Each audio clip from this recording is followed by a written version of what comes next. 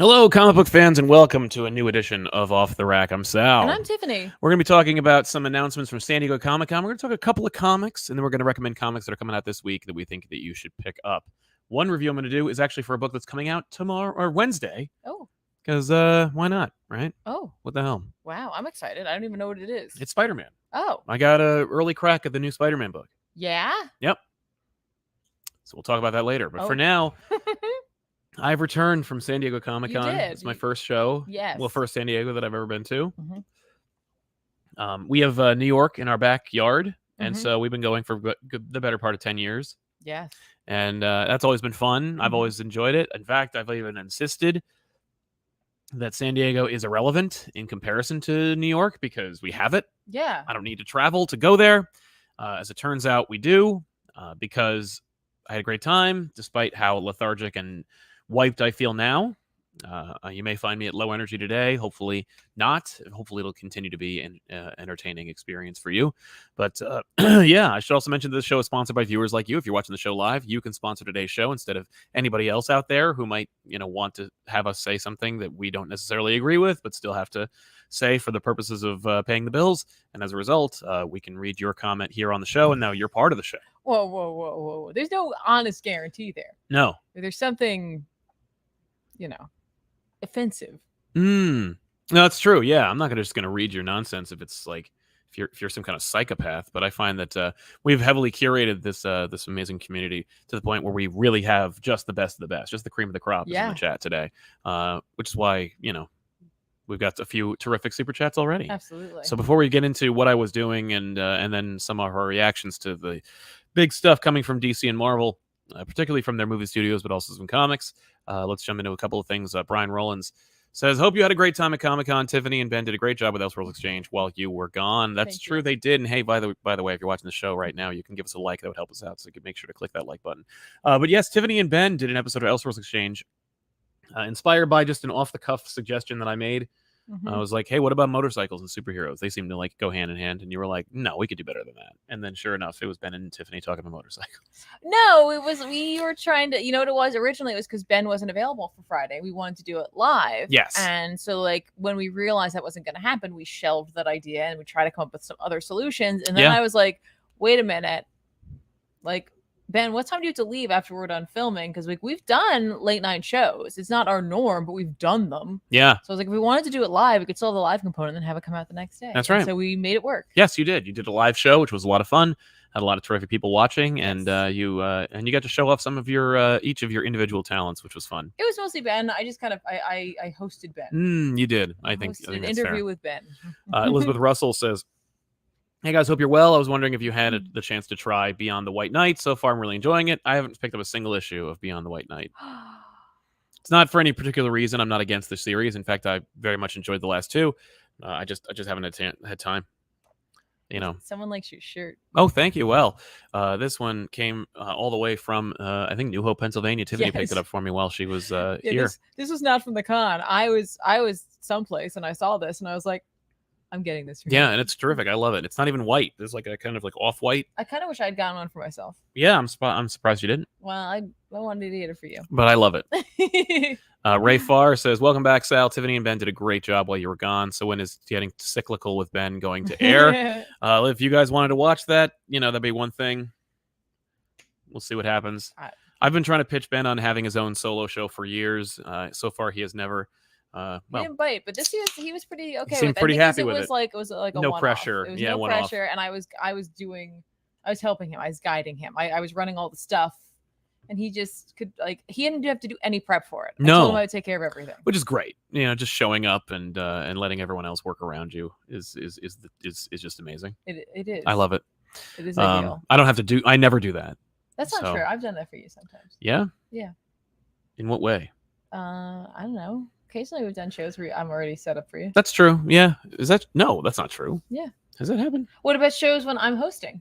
That is a huge help. Yeah. And you're on it. That's very rare, but yes. But it has happened. That's true. So you can't say it's never happened. Fine. I won't say that. I've got more energy than you, so I'm gonna. Yeah, you punch back. But yeah, listen. So San Diego Comic-Con. Just a couple of notable differences between Yeah. the two shows I should mention. The first of which is, of course, like, San Diego Comic-Con, the convention centers.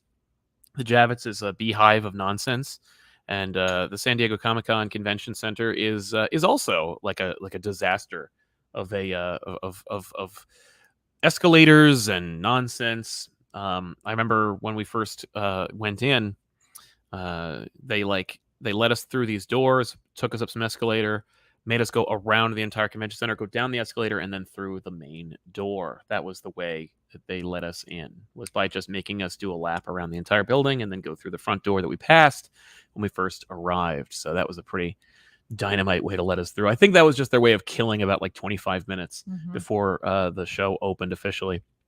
But with the Javits doing its construction and finally being finished, I'm hopeful. I mean, I think that we experienced the Javits at at a pretty limited capacity during the last year. They were finished. I am wondering what it's going to be like this year for New York. But that's not what we're here to talk about. We're here to talk about San Diego. Yeah. Well, I mean, I want to compare them because because New York is our convention. Like that's the one where we run into the majority of the audience. It's where we do conduct the majority of our comic business, if indeed we do business at cons. But I will say that San Diego has New York beat on a couple of things. The first of which is San Diego's convention center has like all these different things in the periphery. Hotels, like there's one here, there's one there, two completely different hotels, but still directly against the convention. So you could have events taking place there. CBR had their interviews over at the Bayfront. Most of the creators stayed at the Bayfront. The Eisners took place at the Bayfront. That was all like right there. Okay. But on the other side, at the Marriott, they had this pool area. And it was a gorgeous little pool area with like a kind of bar that made food. And one of the things that people have talked about, DJ Woldridge from our, from Only Stupid Answers mentioned this to me. Trisha Hirschberger did a video about it many, many years ago over at SourceFed to talk about the fact that like San Diego has a lot of things happening outside of the convention. You don't even need a badge to enjoy San Diego. I think that's complete horseshit, but they do have a lot of things happening. Okay. This year in particular, there was fewer things than there had been previously, but like studios had not tables, but like big structures that you could get in line to stand in and take pictures with and stuff. And there were a lot of people there, on the outside, just kind of like enjoying themselves and, celebrating cosplay and whatnot. So that was cool. But the fact is, you could go to San Diego Comic-Con if you were doing just business. And in fact, there were a couple of business people. I won't name names, but I will say that a couple of associates of ours conducted their business without a badge at all. They went to the Marriott. They stayed. They were staying someplace else, but they went to the Marriott. They went to the pool area and they grabbed a table. And they sat at that table from like 10 a.m. to 4. It's not a bad way to run business. It's an incredible way to run business. People just came, like people came and went. There were a couple of little overlaps. There's also a restaurant nearby. Very expensive, by the way. I don't recommend it because while the food was good, it should be on someone else's dime if you are able to do that. Oh. I was able to do that. But again, I'm not so out of touch that I don't recognize that it's prohibitively expensive. But that bar area, not so bad. Okay. They had these incredible carnita tacos that I partook in. They were incredible. But yeah, that's something where it's like, if we didn't have badges, I'd still be like, let's go, because we could just set up shop there, and it was open to the public. So like, if we wanted to, we could have fans like come and meet us there and do like a meet and greet kind of informally at the table. Although I'm sure the hotel staff would be like, get the fuck out of here. Yeah. But there's that, but also just the conducting of business. For example, I had coordinated with a friend of the show, Jim Zub, earlier. I'd reached out to him. I was like, hey, I hear you're going to the convention. We should hang out. He agreed. I went to his table. He had just left. And so I said, okay, well, I'll deal with him later. In the meantime, I'll go meet up with another business associate at that hotel area in the pool. And sure enough, once we walked through that doorway, there was Zub at a table. Yeah. And we were like, hey, man, I promise I'm not trying to stalk you. Yeah. But he knew what a good deal that was because he also set up a table. So I was able to hang out with him for a few minutes. See, now though, nobody's going to be doing this because you just gave all the secrets. That's fair. The fact is that this isn't a very popular show, so I'm happy to we can get away with it. But yeah, it was a good show. It was a great show. Yeah. Like that was in particularly really fun. But that's something that I would consider doing, and that's something they've got New York beat. Once you leave the Javits, That's it. You are met with just the stony, cold, there's like so right outside, concrete reaction right of nothing. outside the Javits. They have like stuff, food but trucks. Like, you still have to have a ticket to get into. Yeah, that you know, area. you are still in the Javits. Like, once you actually exit the con, and you go out that gate. Like, you're just in New York, which Yeah. is fun. You know what I mean? You're in New York. Right. But like it's very much up to you to make your own fun, and you must know everything. And there are other exhibits, or there are things like happening. Like, you'll sometimes get like a flyer or something for it's like, oh, go check out this like exhibit. And it's like in a different building. Yeah, far away from the far Javits. away, far but enough away where it's like, I'm not gonna go there. Yeah, well, some people will, because like I know like a lot of like anime stuff will do things. Yes, down by the water. Yeah. But it's like that is quite far. Yes, it is. Honestly, it's just there isn't the same spacing. I'm gonna guess that they have at San Diego. I've not been. So well, it's also just it's 70 degrees and sunny, so like you don't complain about the walk. You know, you could walk 10 minutes and it's not a hassle. Yeah, I couldn't believe that he's leaving, and I'm looking at the forecast. I'm like, don't forget to like check to make sure like you have like enough to keep you cool out there, because like it's gonna be like 95 here. Right. And he like comes back and he's like, it's 70. It's gonna be 70 and sunny. 70. I was like, oh, okay, good. And that was it. Yeah. Have fun on your trip. Mm-hmm. And I did. I'll just be sweating it out here. That's right. Yeah, but that was fun. I bumped into a few notable people, friends of the show, that you might recognize. Tom King, for one. He was super friendly, and that was fun to like hang out with him for a few minutes. I told him a couple of stories that like I hadn't had a chance to do, like because it was for the purposes of entertainment. You know, met up with a few old friends from previous dealings, and of course, I went to the Eisners, which was like not as big a deal as apparently I thought it was, because I just went in, and like there's an area that's like open to the public, so like you could just go. Right. But I still got to sit in like the press area, which is a little closer to the action. So I got to go to the Eisners and see that happen. I got there and I thought I was late because they had already been going for about an hour and a half. But then they went on for another 2 hours. So I was in fact not late. Award ceremonies are long. Yes, they were, and this one was especially long. You know, because there are a lot of redundant categories, and overall, you know, it was also devastatingly disappointing results with respect to the Eisners. I guess. Listen.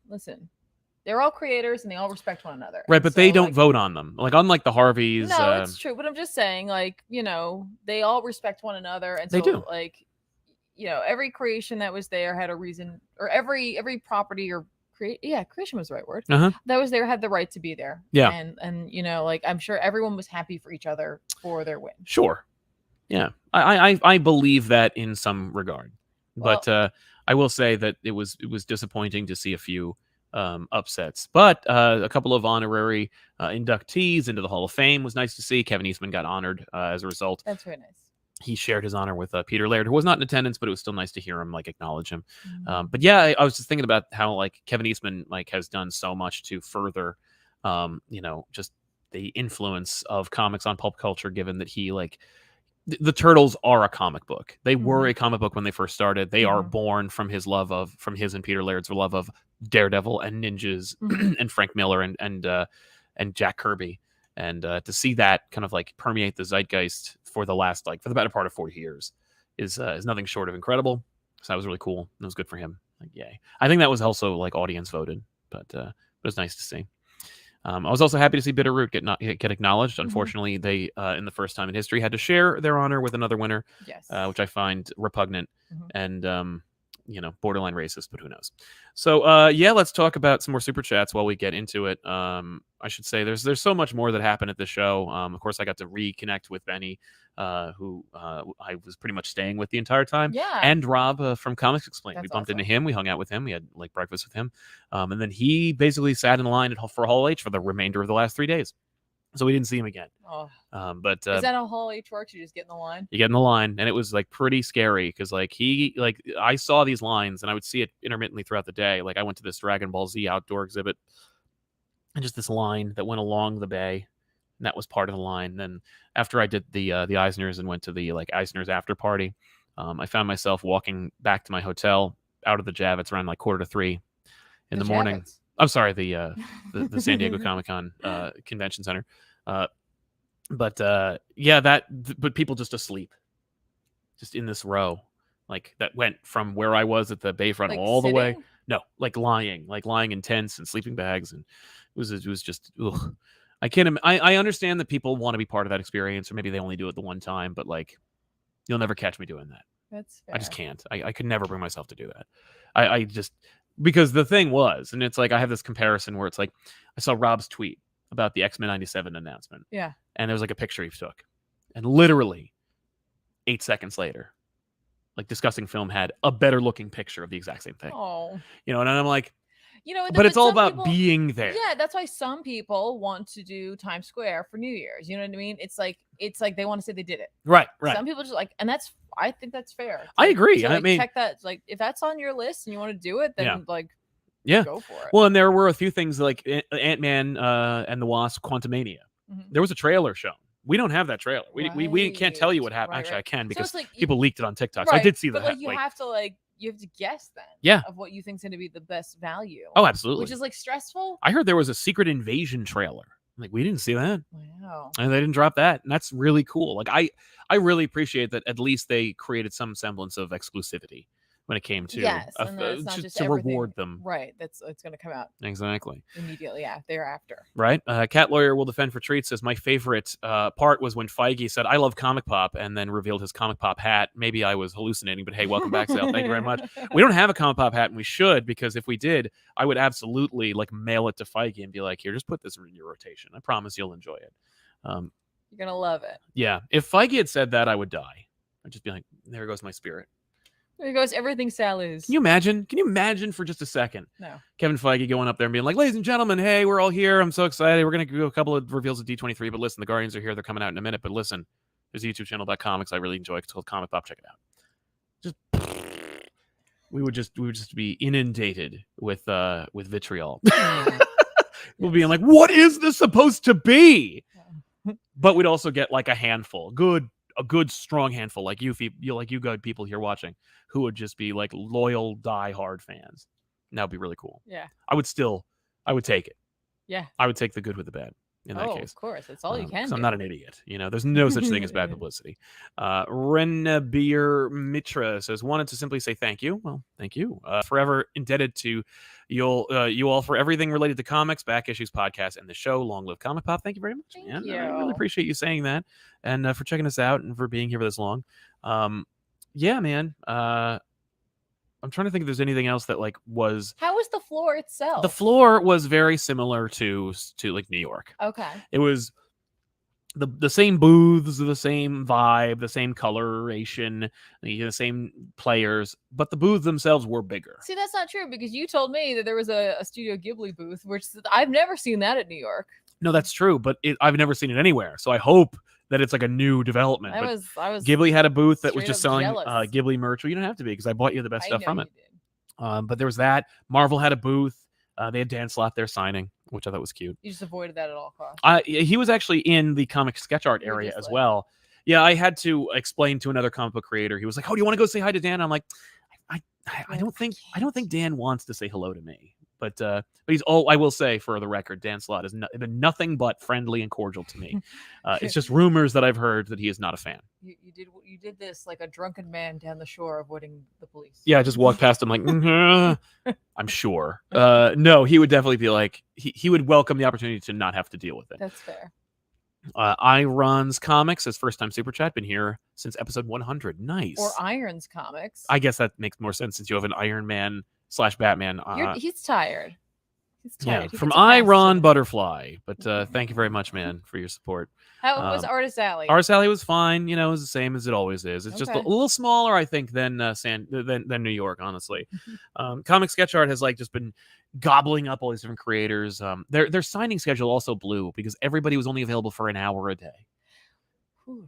I was like, an hour? Yeah, because it creates exclusivity. Yeah, but I will say that one of the things that I expected, and I was right about when it came to New York or San Diego Comic-Con, was that because of all of the movie news and all of the pop culture stuff, that maybe it'd be more easy to access some premier comic book creators because fewer people were actually there to see them, and I was right. Right. The lines for people like Tom King, Josh Williamson, Dan Slott were significantly shorter.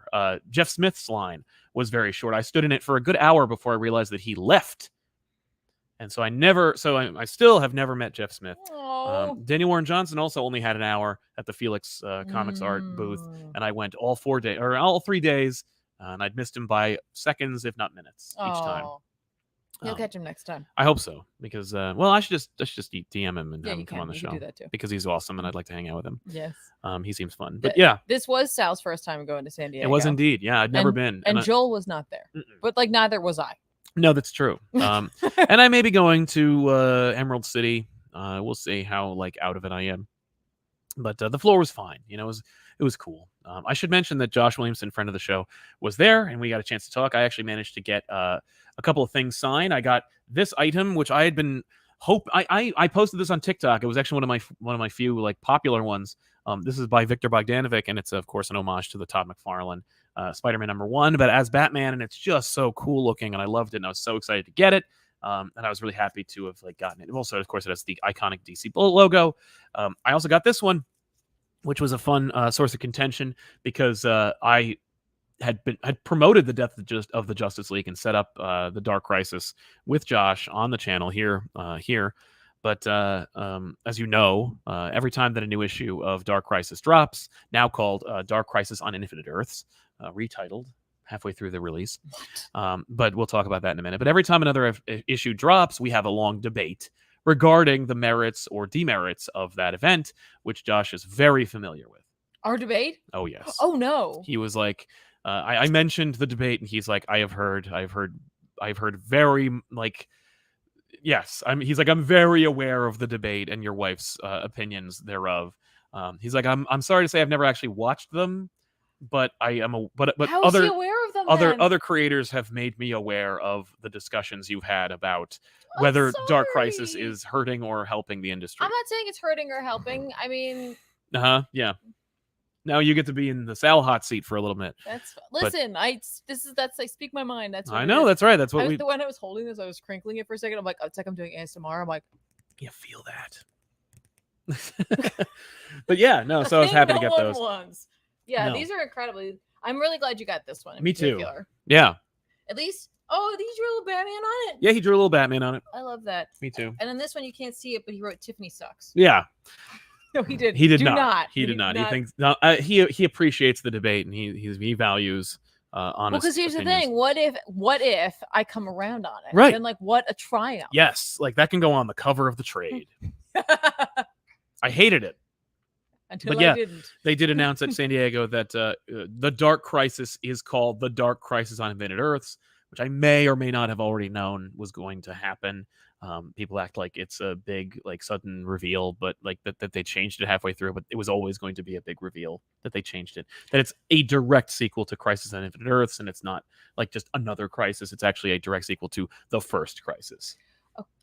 I also have heard a few things that I haven't told you about them yet, but I can tell you. No, don't. There is you will be surprised by the ending. Don't tell me about it, because I just want to read it. I want to read like everybody else. Mm-hmm. I want to be you will. This train with everybody else who's reading this, so that I can have real reactions to it. But I don't want to get into the debate, but I do just want to say you're gonna sequelize the thing that changed everything and created a pre and post crisis like vernacular, and then act like it's either not going to change things or it definitely will change things. Right. I'm just saying this is kind of supporting what I was talking about. Well, Israel Sacramento says, thoughts on the Black Panther trailer? Strangely emotional for me being a fan and seeing indigenous Mexico represented. Yeah, we did see the Black Panther trailer, and I will tell you that I watched it twice. I saw it twice as well. I saw it once with no sound because I didn't have time, and the other one I saw actually on my computer. I was like, you have to watch it with sound, because it's like it's so much like you can't just watch that without the music and like the lines that are in it. Yeah. But yeah, no, it was a powerful trailer. It was really well cut. Yes. And from the implications of a like 2-minute and 30-second trailer, I should say, it looks really well shot.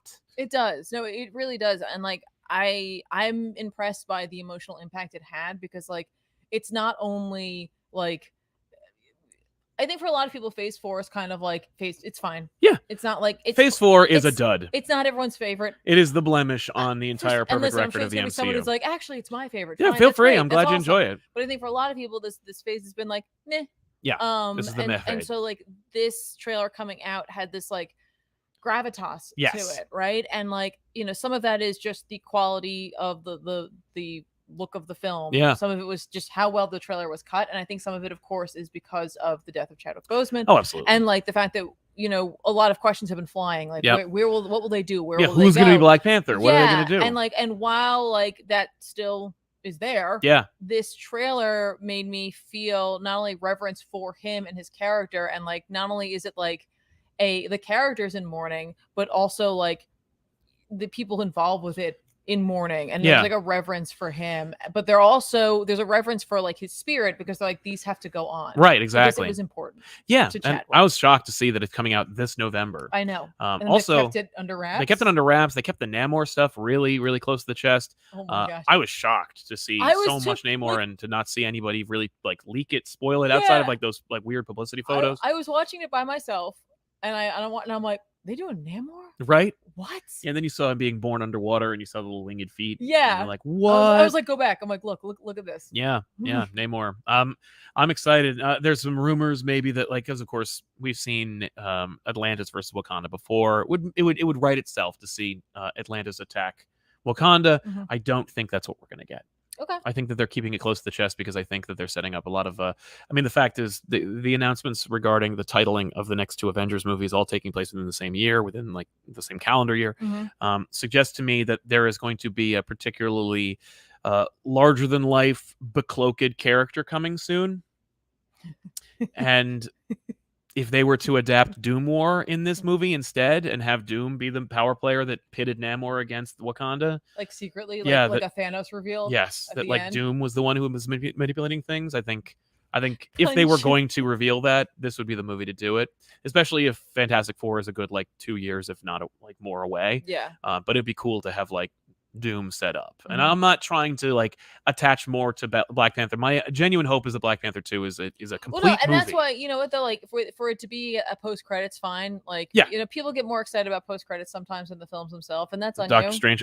Yeah, well, I meant yes, but like just in general, like some people get more into that. But I don't think that this movie's going to need it. It will not need it. Excitement. Well, and that's my thing, is that because Phase 4 has been like indulgences and quality control issues, I fear that like maybe, you know, Marvel's been slipping, but with this well executed trailer, you know, I had been from the get-go hearing about Black Panther 2 and how they're like, we're doing it like it's coming, we're shooting it, doesn't matter. Like people going like, maybe we should recast, maybe we shouldn't, what's going on? And they're like, well, whatever, it's coming out anyway.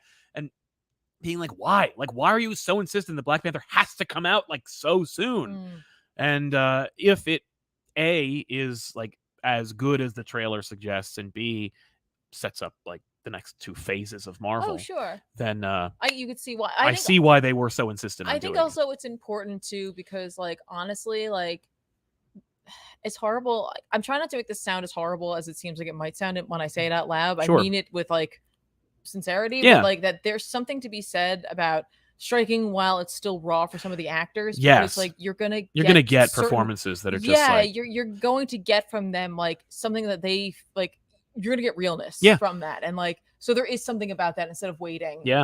Like and letting it become a little more numb. Like not that it ever truly becomes that. No, but with distance and time, you know, you start to heal. Yeah. As opposed to just moving forward. Yeah. And like, you know, allowing them also to kind of heal through this experience as well, and like being together as much as they could during lockdown, and you know, allowing themselves to heal with one another and to find that family again. That's true. And speaking of family and rawness and emotion, I saw that when they released Guardians of the Galaxy 3's trailer, not to us, but rather to the audience there, it seemed that because there is a finality to it, it is a wrap up. James Gunn is not going to be returning to the MCU after Guardians 3. And I would not be surprised if we saw no return of any of the current Guardians outside of maybe like one or two CG characters.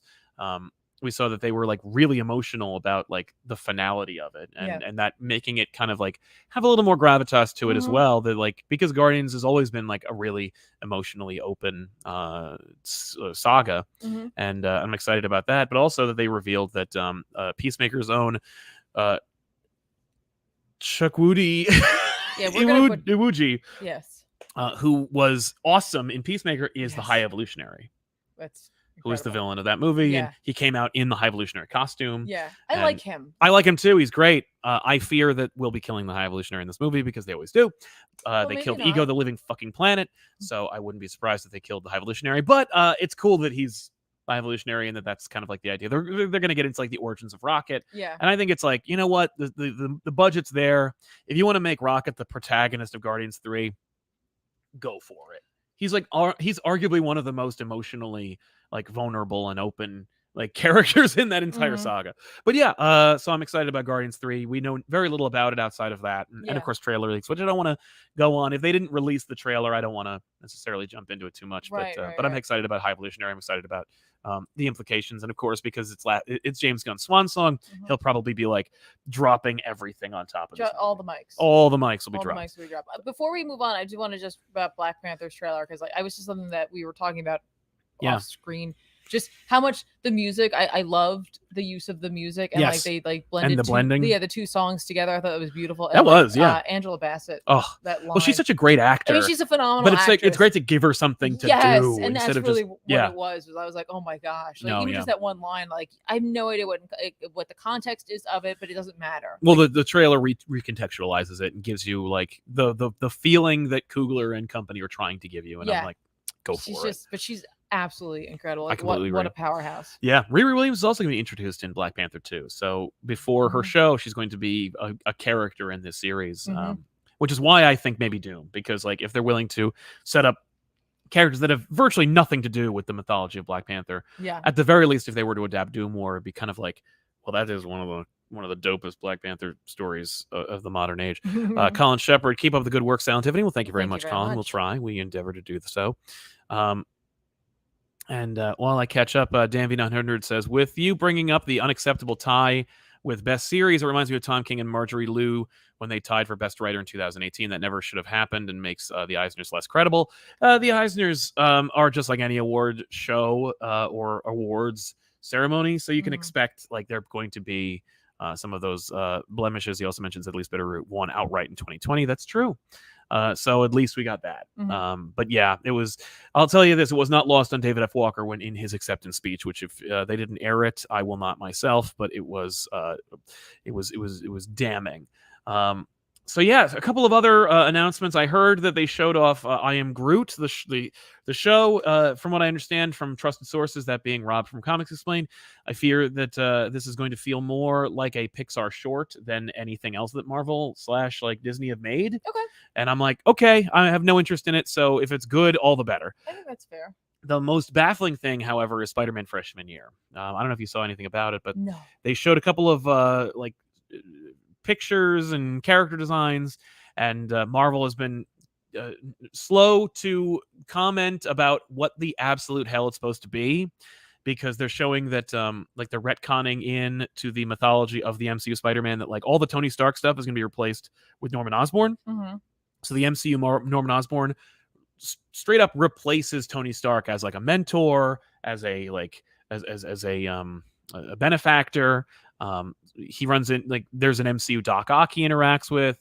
So my expectation, since Phase 5 is part of the multiverse saga of Marvel, that this is not going to be in continuity. I mean, we've seen a lot of like out of continuity mess ups from like from out of the gate. Like Spider-Man Homecoming opens with the wrong year. It just says 8 years later, and it's like that's not possible. Right. It's not possible. Yeah. And they're just wrong, and they never fixed it, and they still haven't fixed it. Really? So, like, Spider-Man Freshman Year just looks like a confusing effing mess. Okay. The only thing we do know is that Doctor Strange and Daredevil are also going to be appearing in the show, which cements it in the MCU, and Charlie Cox is playing Daredevil in the show. Excellent. Tom Holland will not be playing Spider-Man in the show, and God only knows why. Maybe he doesn't like doing voice acting. It could be. I mean, like, he played that gnome or whatever in that Pixar movie that, like, 4 people saw. Onward. Yes. Whatever. He's a mythical creature, but he did a good job with that. Yeah, no, he did. And I would want to be Spider-Man just to own it, just be like, there is no replacing me. Like Maybe I don't know. I don't know. The Spider-Man. I think he's like, I'm glad he's doing it, but I think he might also be like, I want to do other things. Like Yeah. obviously he was trying to make Nathan Drake happen. Well, that did not happen. But I think that Spider-Man freshman year is only going to continue to hurt and confuse the narrative.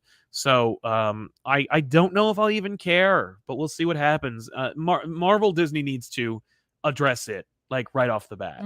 What If is getting a season 2? Good for them. Sure. Like, that was obvious. That's such an easy thing for them to do. Absolutely. You can do anything with it. I saw someone... It may or may not have anything to do with anything. Yeah. Like, they just... Yeah, of course. I saw somebody make a comment, not in the show, but overall, where they were like, I've never seen Marvel Studios try and push a character like Captain Carter in my life. Like, just trying to make that character work. And like in such a short amount of time. Like Captain Carter appears in the first episode of What If, and then sure enough, action figure and live action movie appearance. Yeah. And it's just like, and they're like, and she's coming back. And it's like, whatever. You know, I like Haley Atwell. I like Captain Carter. I don't care if she is or is not part of the MCU. I feel just like funny. It was just an interesting comment. It's kind of a weird comment to say when they tried to push the entire Inhumans upon us. Right, yeah. Well, Marvel Studios didn't do that. That was all Marvel TV. Yeah, but you know what I mean. Like, you've seen this action before. Yeah. In that, they made it in that media. There's a $200 million Eternals movie that came out. Maybe $300 million. We don't know. Like, I don't know. Yeah. Except the Eternals was actually really good. So screw it. It was. I enjoyed it. The only thing that I do know about Marvel Zombies as a spin-off TV series is that it's going to be TVMA, which is great because not only will it be able to push the envelope, and I don't expect it to be hardcore. Is it live action? No, it's all animated. Okay. Will the voices for the characters be there? For the most part. Okay. Of course, like, you know, the bigger they are, the less likely they will be played by their actors. But Kate Bishop and Shang-Chi, I'm sure, will be their voices. I don't know. He's a big deal. Yeah. He is, but I know he also likes the character. He likes the character. He was at San Diego. Oh, was he really? Yeah. You know what's funny? And the reason I think I may have actually bumped into him because I was walking and I saw him and I was like, that looks a lot like Simu Liu. And he was wearing a mask, but like he had it, like he moved it. And I was like, and he was like hurriedly trying to get someplace. But I was like, I didn't hear he was going to be here. So I just kind of put it out of my mind. Yeah. The only reason I know that was because he was at the Mondo booth. Yes. They had the Shang-Chi album. And so they gave it to him and he took a photo. Oh my God. I'll have to look at the photo and I'll tell you what the color or what the outfit was. But yes, that was, but I may have bumped into him. That's the thing about San Diego is you might just bump into anybody. You know, I bumped, Tom bumped into me. We were after the Eisners were all walking around and we're talking and I ended up chatting with a few fun people. Kyle Higgins and I were chatting for a few minutes. And while we're talking, somebody just shoulder checked me, just deliberately bashed into my chest and went, ugh. And then I look and it's Tom. And he's like, I love that. Yeah. I was like, oh my God. It was great. He's like, where's your predator now? Right. Yeah. Did you take a pirate ship to get here? Ray Farr says, do you think the title of Daredevil show is an odd choice? Season 3 is already Born Again. Also 18 episodes. I don't know about that, Chief. Yeah. So skipping around, Daredevil is getting a show. It's going to be 18 episodes. The show is called Born Again. I feel that the use of the title is more of a cheeky homecoming type title where they're like, no, it's Born Again. We're redoing Daredevil. We're rebirthing him. But I did hear that the guy who plays Foggy is coming back. So it's like, if that's the case, then you better get Deborah Ann Wool as Karen. That's amazing. I liked him a lot as Foggy. I loved him as Foggy. Frustrating and charming. And yeah, I'm like, well, I'm very excited about an MCU Foggy who will actually like him being Daredevil. But yeah, I'm excited for that. You know, the Daredevil Born Again. Yes, they basically adapted that in 3. I'm okay if they do that though. Like it'd be really cool to see like a more comic accurate adaptation of the seminal graphic novel or story arc that took place and then was collected as a graphic novel. But like, it's so good. I hope that D'Onofrio plays Kingpin. I hope that that's like a redemption for him because like I hear that in the aftermath of Hawkeye, he'll have like an eye patch or some nonsense. I don't know. But I am hyped because we did see a little glimmer of Daredevil, not from the announcement of Daredevil Born Again, but also from the She-Hulk new trailer, which is better than the last trailer and does look a little better than the previous one because of compression. But yeah, what do you think about She-Hulk? Did you see the trailer for that? I did. What do you think of that? You know, like I'm gonna watch it. You know what I mean? Yeah. But like right now with the coming out in like 2 weeks. With the shows, like none of the shows at this point are making me like when the trailers drop, go like, oh my God, I can't wait to watch it. But like, then again, like with Ms. Marvel, I enjoyed the hell out of that. I did enjoy the hell out of that. I enjoyed the hell out of that show. So like, I'm just like, I'm going to watch it. I'm just going to see how it goes. But like, I do think it did look better. Yeah, it did look better. And I think that, you know, if you want to get on the ground floor, you should read Dan Slott's run on She-Hulk, because that's exactly the one they're using, or at least they're going to be drawing from, because in the law firm on the wall behind them are all these Marvel comics. Yeah, and it's like, oh, those are their like resource materials. Emil Blonsky's coming back, and the Wrecking Crew is in it. Titania is in it, and Daredevil is in it. Right, and he's gonna be wearing kind of like a yellow-red version of his TV costume. So it's going to have a similar structure to it, but you know, people are really hyped about that yellow costume. I should tell you that I am not a big fan of the yellow costume in the comics. I think it's goofy looking. I think it only works best when Tim Sale was drawing it during Daredevil Yellow, but obviously the red one is the best one. And so I'm okay with him wearing the yellow as long as it's a transition. Now, of course, one of the basic tenets of the Daredevil show was that every season you got a new effing costume. Right. So maybe this is like the transitional yellow suit, but I would like to see a straight up red suit. Okay. But yeah, Daredevil, She-Hulk. She-Hulk looks good. You know, it looks like it's going to be a very expensive show. You got 2 CG characters, one of whom is a massive film actor now. You know, obviously in the form of the Hulk. But of course, it's not overextending itself like Daredevil might be with 18 episodes. 18 episodes? Are you maybe they're effing shorter. Kidding me? Yeah, they might be like 20 minutes or something like that. I hope they're only like 40, because I think like the other thing is, if they are 18, can I get like a ton of courtroom stuff? Because that's one of the things that I was really excited for the Netflix series, that we only got like in very like the scene everyone likes to reference of Matt in court is from the Defender show. Yeah. It's not even from that. Although when he defends Frank in season 2, it's like, oh, this is good. And it's like, we need more of that. Yeah. So I'm hoping that Daredevil's good. I mean, I'm going to watch the shit out of it. At least the first 2 episodes. 18 episodes. Are you kidding There's no me? way you're not going to watch them all. That's true. Yeah. I like fell in love with Daredevil thanks to that show.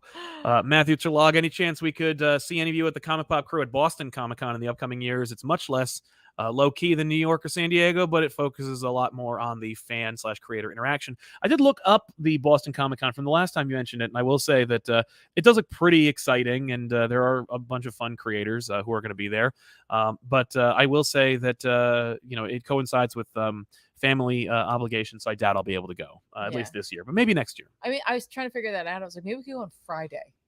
Right. Like we went up Thursday night. Right. Because I don't want to drive to Boston and then drive back. We've done that. Yeah, I would just rather not. But yeah, we could. It's a lot of work. I was thinking about that. Yeah. If you wanted to do it. If you wanted to check it out for one day. No, okay. The Thorn Identity is here, and he with a very big super chat. Thank you very much. $20 because the return of Silent Tiffany's big unstoppable smile. Oh, that's very kind. Tiffany's smile is really where it's at. No. That's one of the things that was very much lacking in San Diego, was Tiffany's presence. I will say that multiple business associates were lamenting Tiffany's absence, and including myself, of course. Dan V900, What If is such a big disappointment for me. It was supposed to be 20 episodes over 2 seasons, then the Sakaar episode got kicked to season 2, where it's 18 total. Well, there you go, but at least you're getting it. Maybe 18 is the new number. That could be. It's the new hotness. Yeah. David R. Tom gave Sal a bromant. Just kidding. No, that is not just kidding. That was a legit bromant. So that was adorable. I love it. Captain Crunch. Comic Pop, welcome back, Sal. Can't catch y'all live, but looking forward to the rewatch. Also, Ben's episode of Bike Issues was dope. Love you guys. Thank you very much. Yeah, I was very excited about Tiffany and Ben's second entry in the Elseworlds Exchange, which you should check out. The first of which is from years and years and years ago. It's not as good. I think we have like we were so nervous, both of us, and we were not in the same room. I realized, I think, it's Ben and I work better in the same space. That's true. That's very true.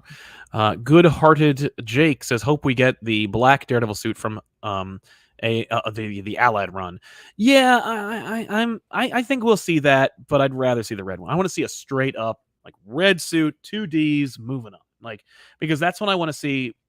There's a lot of speculation about Phase 6 because A, they announced one, and B, there's only 3 movies in that slate, but there's like 8 slots missing.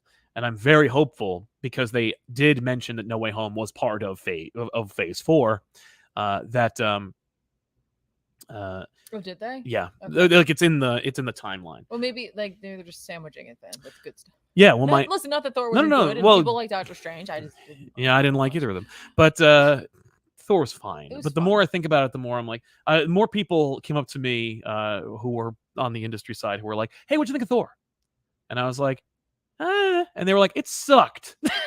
Straight up, they were like, "It sucked," and I'm like, in retrospect, it's not as good as it was when I first watched it. Yeah, that's fair. I think maybe what it is too is like seeing now in particular having the Black Panther 2 trailer. Oh my god, it's like that's an SNL sketch, and then Black Panther 2 is like a film. Like yes, it's a film for sure, but like the fact that they had something that was like they had could have been heavy and had a lot more heart to it, and they didn't give it the chance to breathe the way that they should have. Yeah. So they focused more on jokes. Yeah. Oh, they sure did. X-Men 97 was a big announcement. Of course, they showed us like who's going to be in it. Nightcrawler's coming back. Yeah, we knew that though. We knew that another show was coming. Yeah, we knew we were going to get it, but it's coming soon. And like the fall of 2023 is when we're getting X-Men 97. It's like a year away. I know. And we didn't see any animation, so there's nothing. They just have character designs. But I'm excited for it. Mr. Sinister is going to be in it. Of course. Well, he has to be. Yeah, Magneto's getting a new design. It's his 80s like leader of the X-Men suit, which I thought was really cool.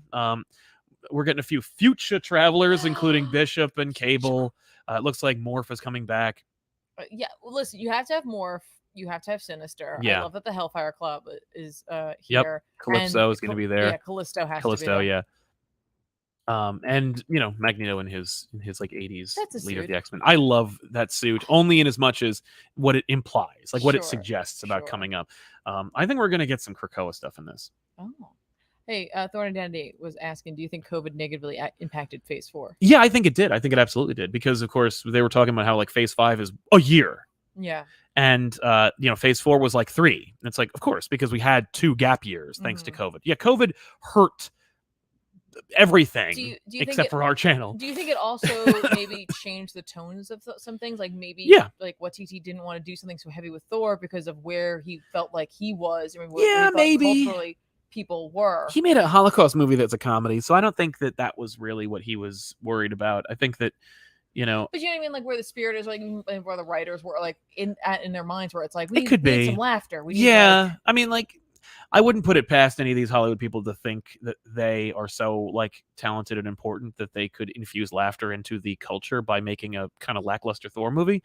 But no, I think that just restrictions and issue, like COVID impacted Falcon Winter Soldier by changing plot points. It impacted Moon Knight by making it bad. They impacted a lot of things to like stretch it out and make people like have to sit and stand in different locations and stuff.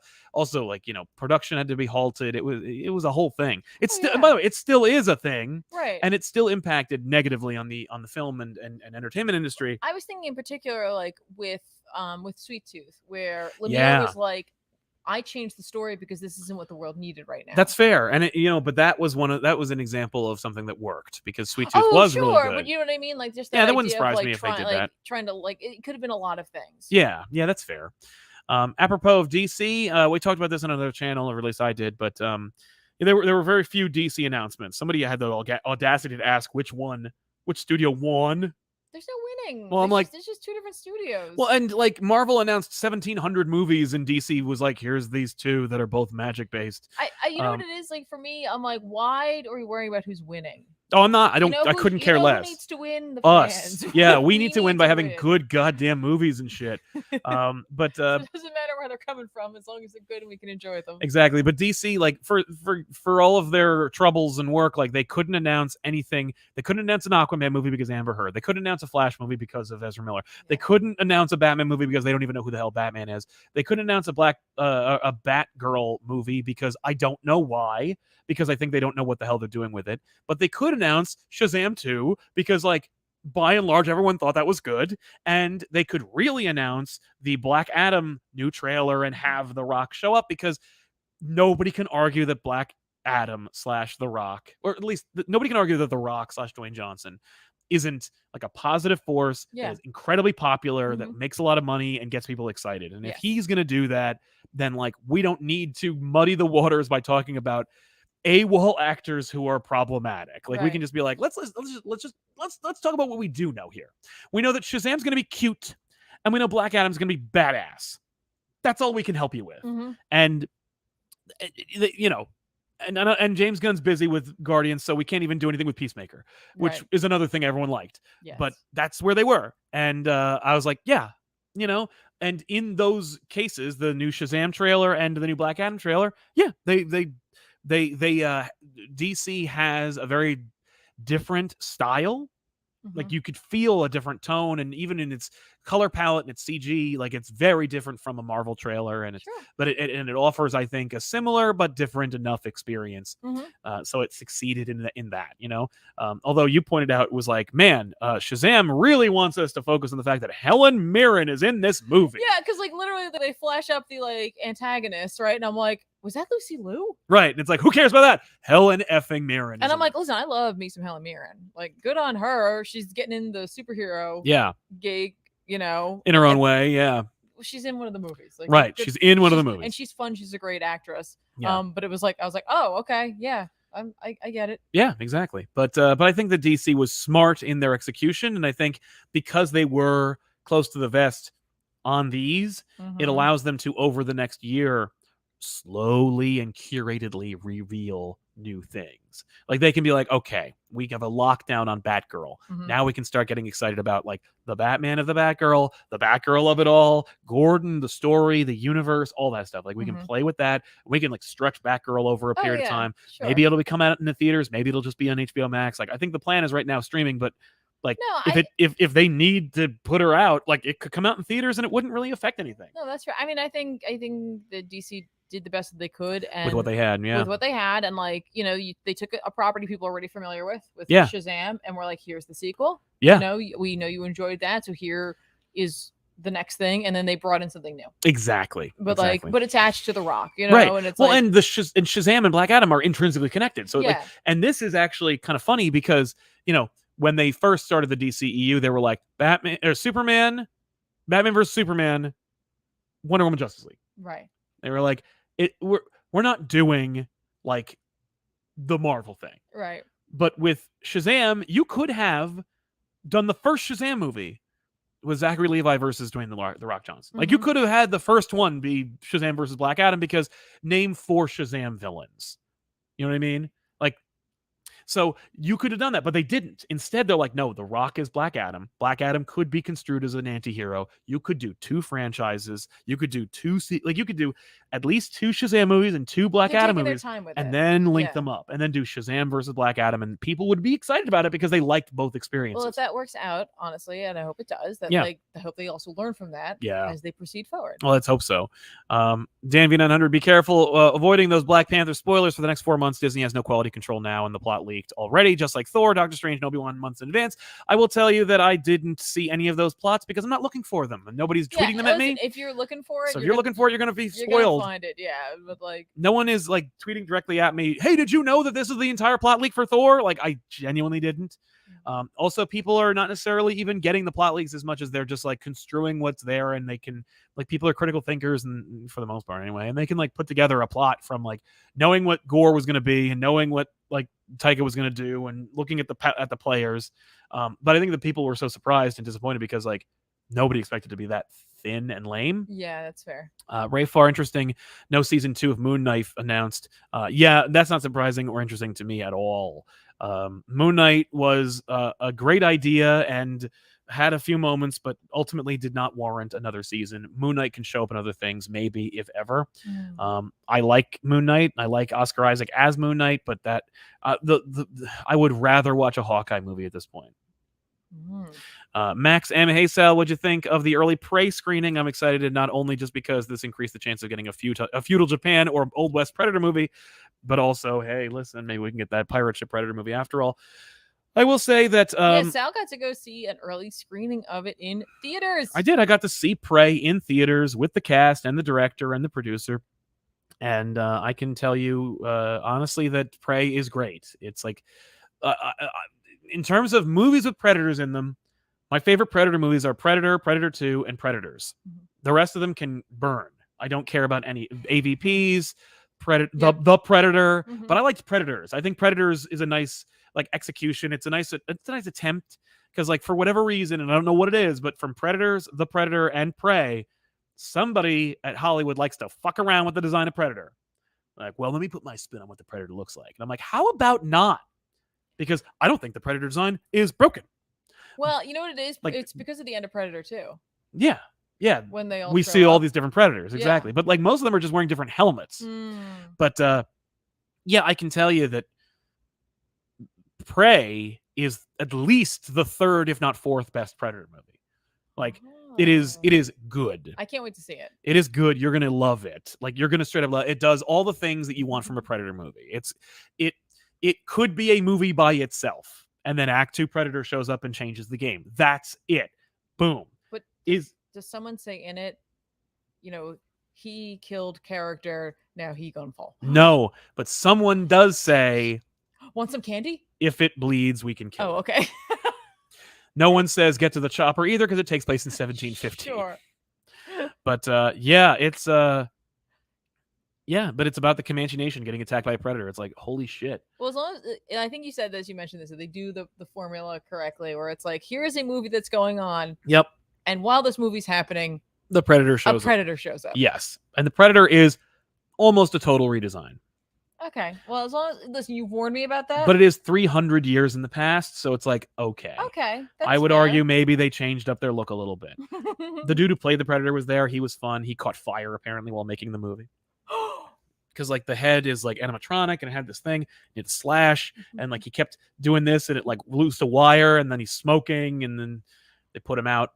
But yeah, it's a solid movie. Like it looks good. There is no post-credit scene, but I would watch the credits from, you know, because there's like this little like animated style at the end, and that implies that there could be another.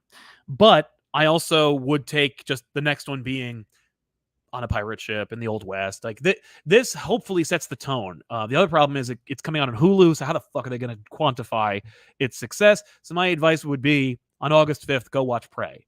Like, you know, do a trial run on Hulu. If you want it, sign up for Hulu for that trial, just so that they can see the numbers. Yeah. They're going to pay attention to the initial numbers. Yes. And it was sweet because like you could feel that like the people who were there, the guy who plays the lead's brother, who is like the male lead, had never been in anything before. Wow. And he's great. Oh, that's awesome. Okay. Hopefully we'll see more from him then. I feel like Marvel's going to gobble him up and make him Red Wolf, but like, because it makes the most sense. He's great. But everybody's great in it. It's really terrific acting. It's a beautiful looking movie. It's well shot. That's even better. I will say there is a thing in there. I don't know why, but like Hollywood needs to stop with the CG bears. But we don't want to use real bears. I know, but like make a puppet or something because like it's not there yet. Well, like it wasn't there. Puppets. It wasn't there in Logan, or it wasn't there in the Wolverine. It wasn't there in this. Like it's just the bear is not ready. Bears are tough, according to the Face Off TV series. Tough. I don't know what it is, but like they keep making these CG bears, and they look like CG bears. They don't look real. I really like that. Like now we can say Sal has a problem with CG bears. Yeah, I got a problem with CG bears. Knock it off. Just get a bear. No. He doesn't have to eat people, just like he's there. No. Just get a wide angle lens. Oh, you're just gonna shoot him like in the woods? No, people have bears. Well, they shouldn't though. That's the problem. Don't support that. Listen, they have elephants and stuff. Like they have bears. There's some bears that are like hurt that they need to take care of. You know, you could train a bear to like walk in front of the camera. But you shouldn't. The bear should be a what? wild animal. But sometimes they can't afford to be. Sometimes they're hurt and they have to be like taken care of. But that bear hasn't been raised. You can't just like. I'm just saying they got to figure something out because these CG bears look like shit. Okay. But you know what's funny about that is that like CG that doesn't look good can be saved by a story. If the biggest problem you have is that the bear doesn't look, the bear looks like CG. I'm excited for this movie. Then you should be, because that's it. That's the only thing that doesn't look real is the bear. And it's like saying the Revenant. Oh yeah, he looks like good. He looks good in that, but he's not totally CG, is he? I think there's some. I don't know. I think there's some puppetry there. Hrishi Venkatesh just got here. I missed Tiffany talking about Sandman. You did not. No, if you mean the new trailer, I did see the new trailer. Listen, guys, you know my philosophy on this. It's not going to change until I see this show. I don't think the show is for me. No. And that's okay. Like, I'm hopeful that it actually brings people to read the original comic and get to know these characters and appreciate this book that like should be in every comic book lover's house. Yes. But I looking at the trailer, it looks like they're putting together volume 1, 2, and 4. Oh, probably we'll see. I mean, it was a trailer. It's hard to tell. But you know, they clearly want to show some things. Looks like they're making a really big deal out of the Corinthian, which is listen, it's all trailer magic, right? Like, because the trailer makes you think like, you know, like Joanna Constantine's going to be like his right hand gal, and I'm like, that's going to happen. I think that's just going to be for one part, which it should be. Yeah. The Corinthian is a significant part of volume 2 for sure, but like we don't see the Corinthian again until way later on anyway. So I think they're just trying to put together a trailer so that it like makes sense for people to watch it, even if that's not the story they get, because like people want like, oh, this is the antagonist of the entire series or whatever, right? And it's like, that's not quite how this works. No. Like, there's other things, and I don't want to say anything if you don't know anything about it, so I don't want to spoil anything. Yeah. But like, I think the trailer's leading us one way, and I don't think it's necessarily the way it's going to go, or at least I hope it doesn't go that way. But I do know that Neil also changed things. Yeah. Yeah. So like Neil's gonna do what Neil's gonna do. It's his thing. He wrote it. He created it. But DC is nice enough to let him still be like the steward of it. And like, and they're letting him like do what he wants to do with it. I am a believer though that like once you've released a creative work out into the world, like it is as it is. Yes. You know. And now there'll be a new show that's completely different. Yes. And like, I think I'm wondering what the disconnect's going to be for people if they do decide to read the comic, but I do hope that they do and like experience it and like understand that it's like, I mean, statistically speaking, they won't, but, I know, but hopefully they do. I mean, we'll just do our best to try and sell it because like the book is worth picking I know up. a lot of people are excited for it, and I'm honestly very happy for you all. I think there's a lot of people who are excited for it because they don't want to read it and they still want to be Sandman fans. I think it's the same reason why people were big on the audio drama. They're like, oh, sweet, finally I don't have to fucking read it. It is a daunting book because you open it up and like it's and you're hit in the face with Sam Keith art and you're like, okay, wait a minute. It is Sam Keith art and in the beginning, and it is quite wordy, right? But there's something beautiful about Neil's written word. Yeah. That like you have a different connection to it when you read it yourself. Yeah. So yeah, you know, now you're gonna have a voice that goes with it. None of the voices so far have gotten me. No. Like when I'm listening to them, I'm like, yes. Nah. But I read it first, so I have my own voices. But it true. doesn't always like end up being like, well, then I can't enjoy it because sometimes they change. Yeah, it can change. So like, I'm not gonna not give it a try, but I don't think it's for me, and I am totally okay with that. Yeah. Young Goku over 9,000 just showed up. I think it's smart. X-Men seems to be showing up until after Secret Wars. No need to rush, but I do wonder about Deadpool 3. Feels like we want to get that out sooner than later. Yeah, I think so. We'll talk a little bit more about Phase 6 and the missing pieces because I think there's something like to be said about that. There's some speculation we can do. Ray Farr, I loved it when the trailer for Prey came out and people lost their minds about a Native American warrior woman being the lead. People complained that a woman warrior wasn't accurate. It was a real thing. It's produced by a real Comanche woman. It is also, by the way, the movie will be available for Comanche dubbing, and all the original actors did their own voices. That's freaking dope. Yeah, and that would be really cool to see. I would watch it again with that because, like, you don't need them to speak English in order to enjoy the movie. Like, you could watch it all because, like, they do bump into other people who are not Comanches, and they don't speak English either.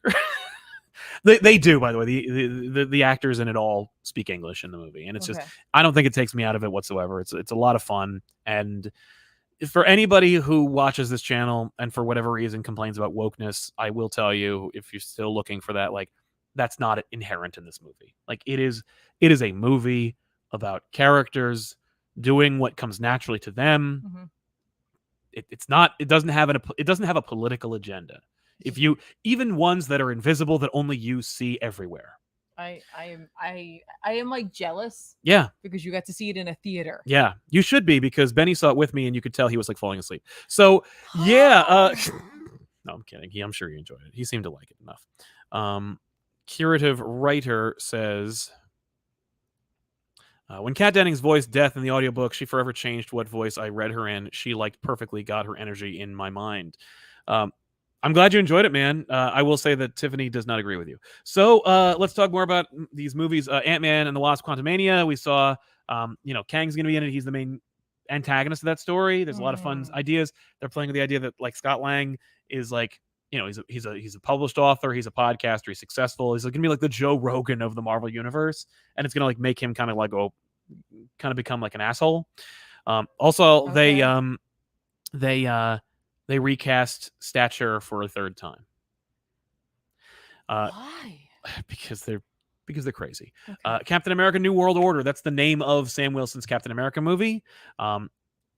New World Order is, I think, the name of the arc we did on back issues, in which they fight Hydra and stuff. Steve's Dimension Z son is Nomad. I know I'd heard rumors that they had copyrighted the name Nomad, so maybe Nomad will be in this movie. Interesting. I know nothing about it outside of the fact that I'm expecting old Steve Rogers to be in this movie. Even for a little bit. Just for one scene. Okay. I'm expecting the last Avengers story where he is on the moon in a thing. She-Hulk, the Thunderbolts was announced. That's all we know. And sadly, William Hurt is gone. So General Thaddeus Thunderbolt Ross is no longer with us. What they're going to do about that, we'll see. Okay. Although he's not really involved with the Thunderbolts in the beginning anyway. So all we need is Zemo. So it would be cool if they made a Thunderbolts movie that was, the Busick run where it's a team of villains that are pretending to be heroes because there's no Avengers. I would love that. I also would expect it to be a Hawkeye vehicle. So we'll see what happens. The least anticipated Marvel cinematic venture of all time, Agatha: Coven of Chaos, is also coming. Could you care less about the fact that they're making an Agatha Harkness show? Yes, because she's good, because Catherine Hahn's good. I do like her. No, because I wasn't satisfied with Doctor Strange, so I need my magic fix still. Yeah. So I'll watch it. They use the word coven. That usually gets me. Yeah, that's fair. Okay. Loki season 2. Duh. Marvel Studios announced the Fantastic Four is going to be coming out November 8th, 2024. So that is in 2 years. That's more than 2 years. 2024. Yeah. Oh. Well, they could have had it during Phase 4, but instead they waited 2 years to have Fantastic Four. I'm expecting. You know what? That's probably for the best. Yeah. Because can you imagine trying to make that work during lockdown? Oh yeah, no. With 4 actors, yeah. But I'm thinking that D23 we will see the cast for Fantastic Four, if not the director. And I think the director is going to be a big one. Okay. I think we're going to see a Spielberg or something. It's going to be ridiculous. They get Tom Hanks. Tom Hanks is Reed Richards. I don't want that. No. He's too old. I meant to come in and guest direct. Well, I don't want that either. No. But I would like Tom Hanks to play Reed's father. That'd be kind of okay. Will.i.am Golden. Sup, guys? Off topic. I'm disappointed that the D&D movie isn't a group of teens being transported to a magical world by a roller coaster. So I literally have had 2 different people, because Ben watched some of it while we were right before we went and did our Elseworlds episode, right? But I didn't get to see any of it because I ran to the bathroom, right? So I didn't see any of it. And then Danielle also watched it, but I didn't. I still have not seen it. I just haven't watched the trailer yet for it. Yeah. I'm gonna have to do that after this. Yeah. I don't have any opinions about D&D. But yeah, Fantastic Four. And then they announced Kang Dynasty, Avengers Kang Dynasty, and Secret Wars. Yes. Which you had mentioned Secret Wars. They seem to be leaning up to it, or that you were hoping they might do it. Yeah, I think that we were all expecting it. The Russo brothers had talked about how if they were ever going to return, it would be for Secret Wars. And then I heard that they're not returning for it. So I don't know who they're going to get, and that's really a problem. We're getting these 2 massive Avengers movies, and we have no idea who's going to make them. And we had a clear voice from Infinity War to Endgame. Well, I guess they're clearly going to be connected at the very least. Yeah, since they're coming out within the same calendar year, it's May and November.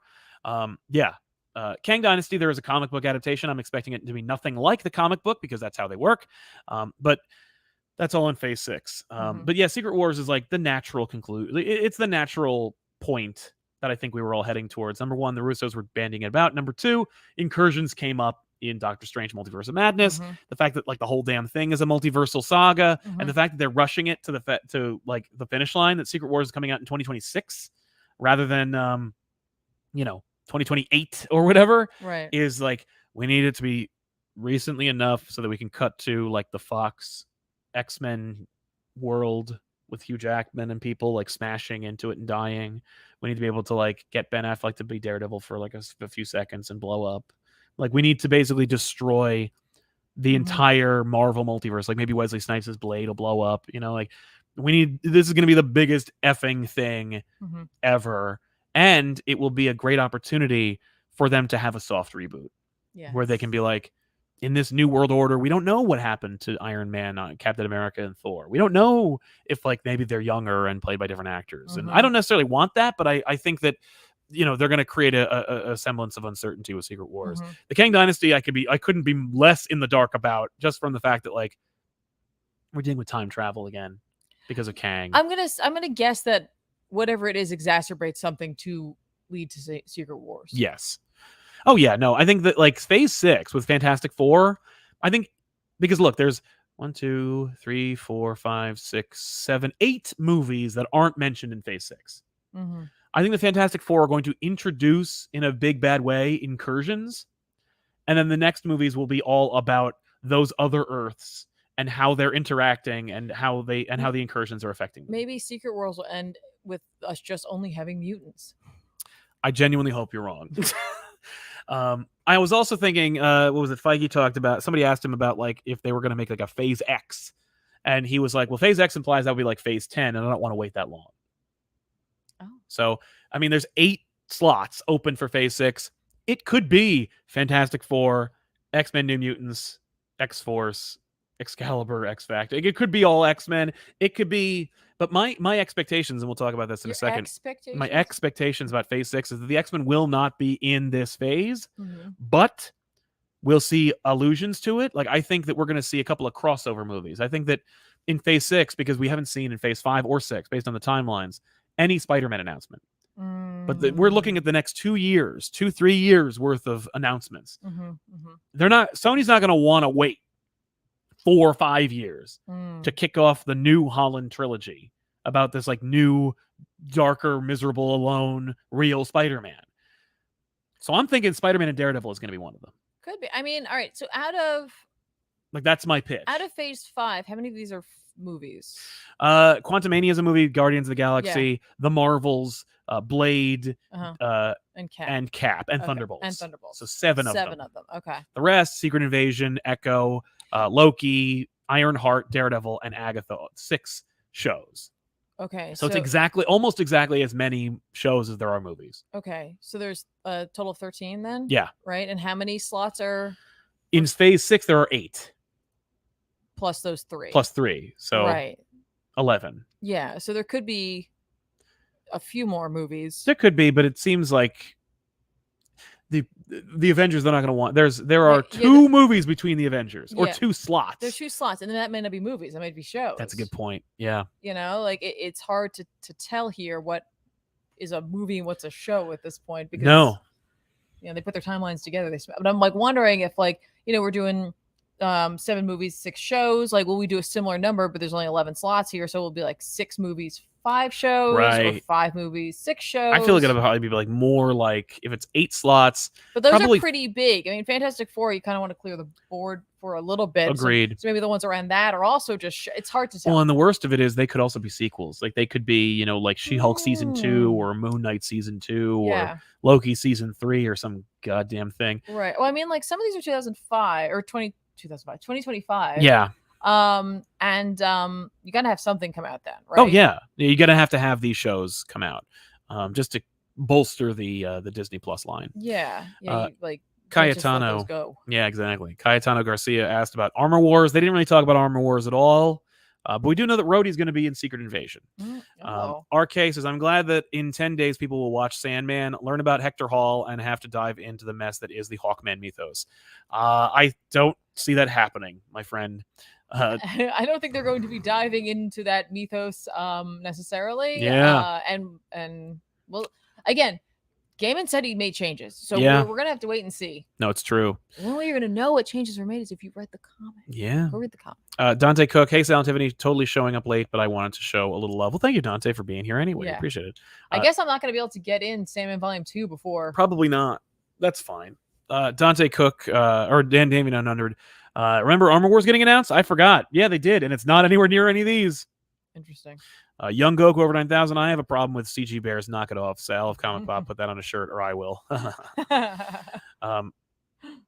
Max M, thoughts on TMNT and Power Rangers crossover? I haven't heard anything about it, but that sounds like a natural idea that makes a lot of sense. Yeah. Damien Unundered returns to say Young Avengers ending Phase 5 makes a lot more sense than Thunderbolts with the setup. I'll be mad if that's a show. Sony announced Spider-Man dates, not Feige. Holland still needs to sign a new deal.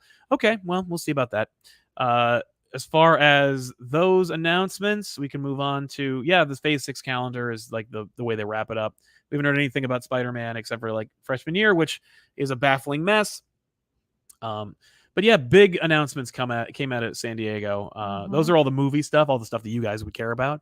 But before we move on to comic books, I should mention the comic books are the inspiration for all these things, and they are the reason these things are cool in the first place. And I promise you, there are some great books out there that you can pick up that you should, that we're going to talk about right now, I guess.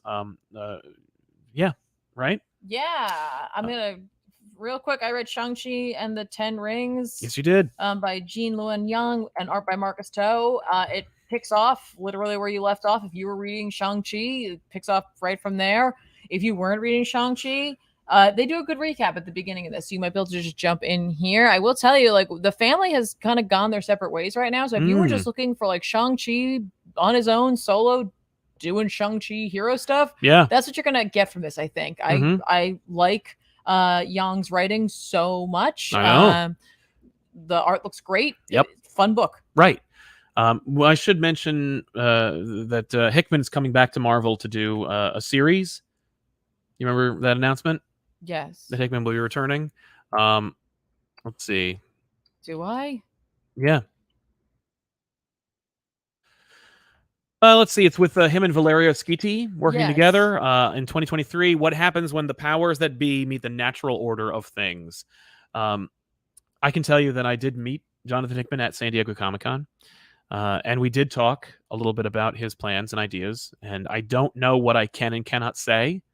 I can't tell you much about what he was going to do at DC before Marvel swooped in and brought him into X-Men. I don't think. But I can tell you that if you were expecting Hickman to return to fix X-Men, you should not. That this Schiti book will not be an X-Men book and will not be doing anything with Moira and Krakoa and Arakko. There will be no Hickman involved in the X-Men planning until the heat death of the universe. Cool. I read Knights of X #4 this week, written by Tina Howard with art by Bob Quinn. This was good as well. Yeah, I like this book. It's a spin-off of Excalibur, obviously. Right. They're on a quest. Gambit died. That's right. In Otherworld. But like the fact that they're like, they don't die. We're gonna bring him back. We're gonna bring him back. I'm 99% sure we're gonna bring him back. We don't even have Rogue here like mourning him yet. She doesn't even know, right? Yep. So pretty sure we're gonna be okay. Going after the Siege Perilous, they end up in Mercator, where the Siege Perilous has basically become the land. And so they must prove themselves in like a never-ending story-esque swamp. Of sadness? They all sink into it, and then like they're pulled back out by like themselves, essentially. But it's not them. It's like something they need to deal with or what have you. So a lot of cool stuff in here. Tina Howard does a great job. I like this book. It's good. Yeah. And it's like a limited series, I believe. Okay, cool. I also read because I got this when I bumped into him. Yeah, I read 3 Earths, 3 Worlds, 3 Worlds, 3 Moons. Yeah, that's it. Written by Jonathan Hickman with art by Mike Del Mundo. Yes. It's awesome. It's weird and it's awesome. I really enjoyed this. The art is phenomenal. Phenomenal. Very like science fiction. Gives me maybe science fantasy. Gives me some vibes of the hell was that movie? I literally had to come up with the name of it last night. Oh yeah, and I don't know if I ever did. You know that Natalie Portman movie with. Oh, that's right. Yeah. The Shimmer. Right. I want to call it Returnal, but that's the name of a game I wanted to play. Yeah. But it gives you vibes of that, but also like I don't know if it's correct, but I weirdly get some David Lynchian vibes to it. And I think it's just because things happen. Was it Annihilation? It was Annihilation. Yeah, I didn't have to look it up. It was Annihilation. So it's just weird in all the right ways. Yeah. And again, the art is freaking dope. Like it's just like where else are you going to see that? Maybe Saga. Right? Yeah. I mean, like, look at this. Yeah. Yes, I highly recommend. I cannot wait. Cool. Cannot wait for more. Yeah. And then, additionally, before we talk about the big book that everybody wants us to talk about, Sal also picked this up for me. This is The Liminal Zone by Junji Ito. This for us USers. This actually comes out tomorrow. Yeah. You can get it tomorrow, but I got it and I've already read 2.5 of the like 5 stories of the 4 stories that are in here. Nice. Really like this. This is really fun. I'm seeing a kind of a trend of like obsession in this or like compulsion. Really digging it.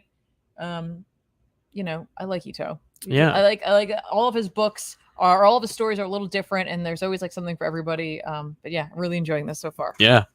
Adam Thenhouse says, is Thunderbolts MCU shot at making their own Suicide Squad with JLD being Walker or Waller rather? Keep them lights on. Thank you very much. Yeah, I don't know.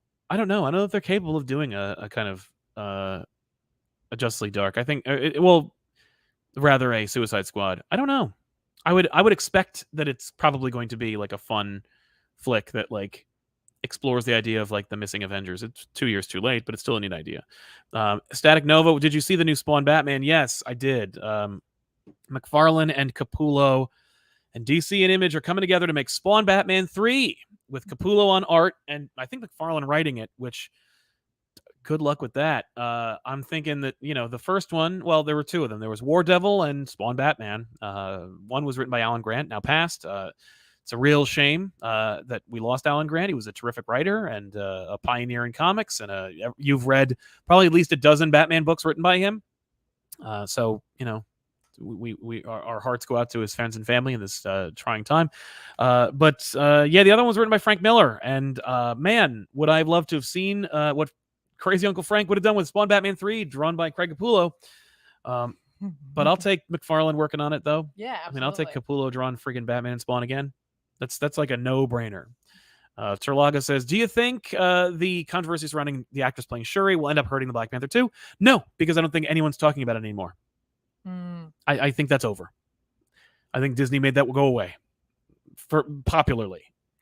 Brooke the Book. Hey, Sal. Hey, Tiffany. I've been catching up on Peter and Miles, and I'm wondering, is reading Amazing Spider-Man worth it right now? Only read to issue 2 so far. Thanks. If you like it, then I would say yeah, because a lot of people are enjoying kind of like the weird, like kind of more grounded elements of the story with like the elements of mystery and so forth. But yeah, I would only say if you're enjoying it so far. If you read issue 2 and you weren't liking it, you won't like issue 4. You know.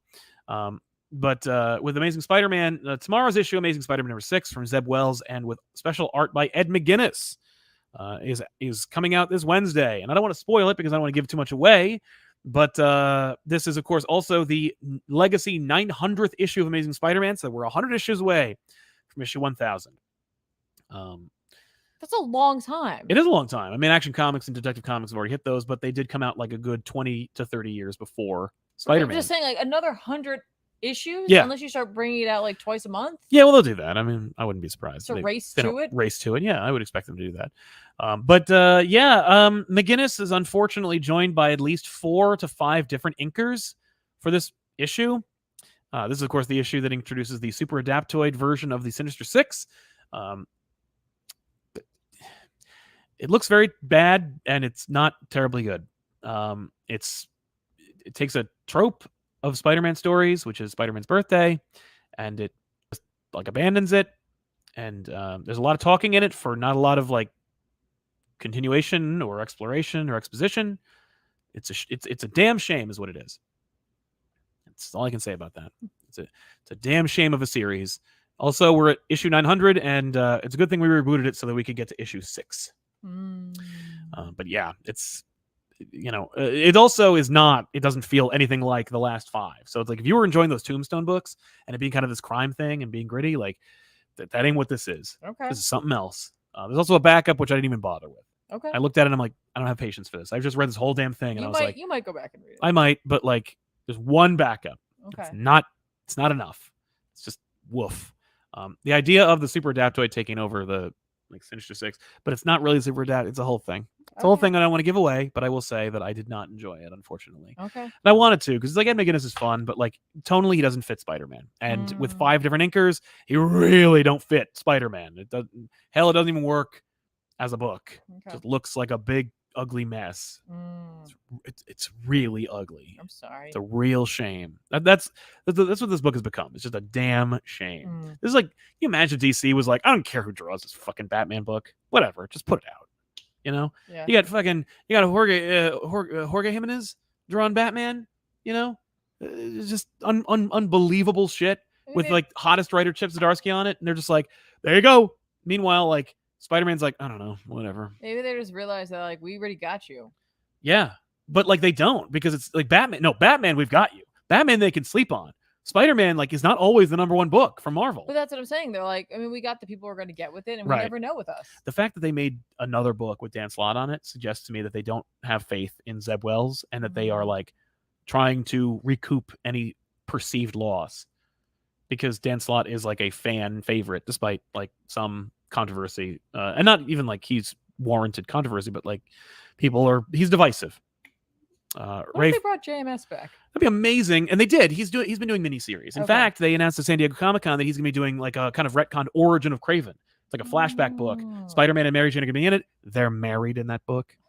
JMS is like, they were married when I was writing those books. Yeah. So they're married in this. Okay. But yeah, that's coming out. And that's going to be, JMS has been doing, like, he did the Ben Reilly series. Right, He's doing right. this Kraven book. Yeah, I would love it. Oh, did you say JMS or JMD? JMS. Oh, yeah, no, JMS will never come back. That's what I didn't say. No, I'm sorry. I was thinking of DeMatteis because it's Yeah. JMD and JMS. No, JMS will never return to Spider-Man. That's over. Yeah. Ray Farr, as somebody who was not a huge fan of Thor himself, I always loved his world and supporting characters. Any recommendations that are Walt Simonson-esque? I mean, just read the Simonson run.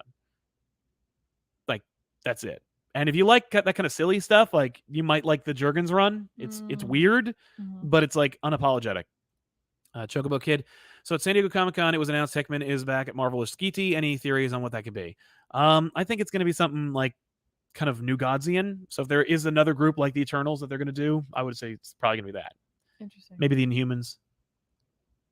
That'd be what I would expect. But yeah, so let's talk about some books that are coming out this week that we think you should pick up. Whoa. Oh yeah, that's right. I forgot about Axe, the biggest Marvel event ever. The biggest event that no one's reading, I'm sure. I guarantee you. No, according to League of Comic Geeks, which is where I get these like images. Yeah. This is like in order of sales. Oh, okay. So it did all right. Yeah. Not as good as Vader. Nope. Well, who's gonna? I mean, like, Aaron has done all he can to make the Avengers a ugly, terrible brand.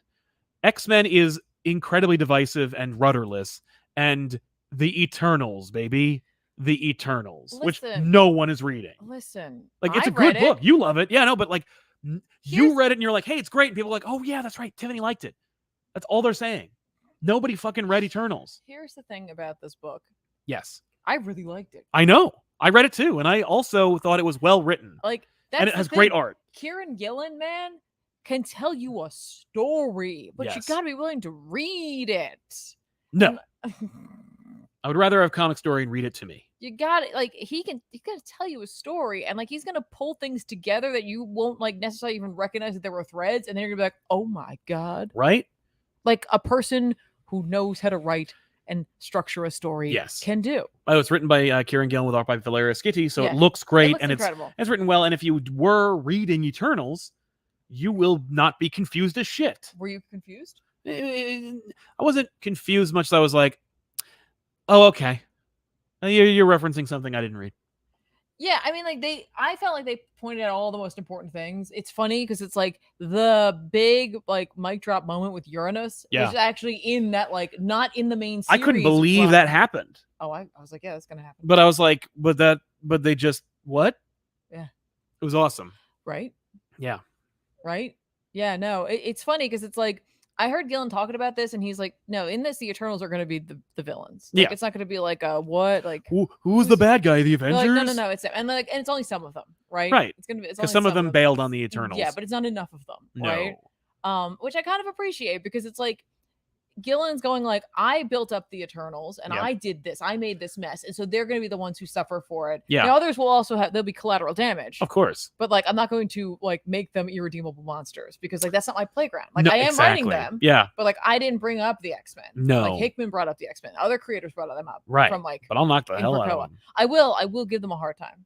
Yeah, for sure. No, I really enjoyed this book. I like Tony was so frustrating in this book too, but like appropriately so. I loved that. Cap, like everyone's written in character in my opinion, completely, because Gillen understands character as well. The fact that Uranus is pulled out that way, like it's a smart idea. It was really cool how they like controlled him. Yeah. Like you're out for an hour, and then we're going to, and you teleport right back into your cell. You get 1 hour. Yeah, that's it. It's cool. And what he does in that hour is devastating. Well, yeah, and he says like it's easy for him. Yeah, and I'm like, Uranus is like Thanos. Yeah, but more controlled. Yeah, he's Thanos' like, grandfather. Yes and no. It's a whole thing. Right. But because he's definitely Druigs. Yes, that's right. But what I love though is like how he's like taking all of these like threads from other books. So like here's the other thing too. It's like if you're not reading X-Men, you're not gonna understand the Moira thing necessarily. No. But again, I think he explains it. He does. You know what I mean? Like I'm not reading Avengers. Yeah. But like I didn't need context. Like I already knew. I'm like, okay, they're staying here, whatever. Like we're dealing with the Celestial. Yeah, but that's like years old now. Yeah. But like we're not paying off. The only thing we did pay off was the fact that Echo is still Phoenix. Oh sure. But like another thing is like things are being paid off sort of. Yeah. Like if you read Eternals, what you really got was like an understanding of the thing that Cersei didn't tell Tony and Cap. Yes. Like if you read Eternals, you already know what that is. Right. But it's gonna come out. Mm-hmm. Like, I did not. This book is going to like reveal what it is. Yeah. I think I know what they're like saying she didn't say. You want me to just tell you? Yeah. Are you sure? Of course. I believe it's the thing that she didn't tell him was that when they're brought back, someone dies. Yeah. Yeah. Like, that's definitely what she's not telling them. That's the thing she's not telling them is that like when the world machine brings one of us back, a human dies. That's right. Oops. Because the world machine needs life to infuse into you. Yeah. Oops. Yeah. It's cool. Sorry. It's a terrible new surprise. Like the Krakoans have a way better version. Yeah.